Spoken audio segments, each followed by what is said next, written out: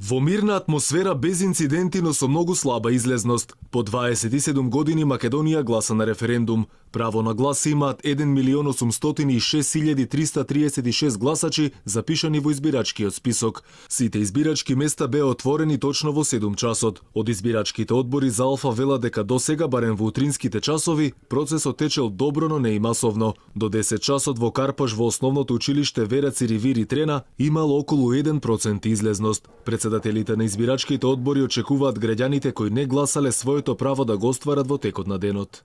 Па за сега од 490 запишани според избирачкиот списокот, негде околу 30 гласачи. По проценти сега колку е тоа, не е ни 1%.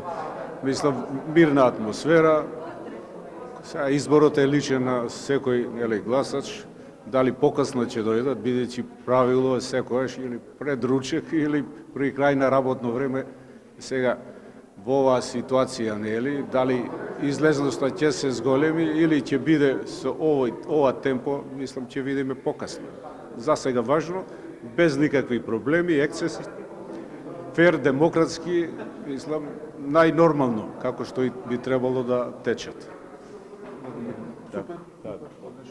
Ништо подобро не беше ниту во основното училиште Песталоци во центар, каде според избирачките одбори во утринските часови имало само неколку гласачи и тоа оние кои ги отвориле избирачките места. Гласањето започна на време, отворивме во 7:00, иако бевме претходно собрани и почнавме во 6:30 со проверка на јувит на просторијата.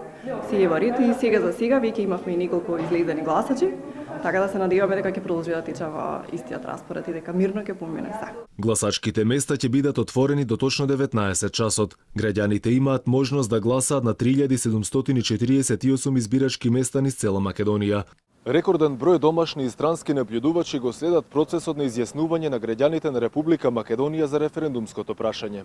Официјалната бројка од Државната изборна комисија на акредитирани домашни наблюдувачи е 11.907, на странски 493, а меѓународните организации акредитирале и 194 преведувачи.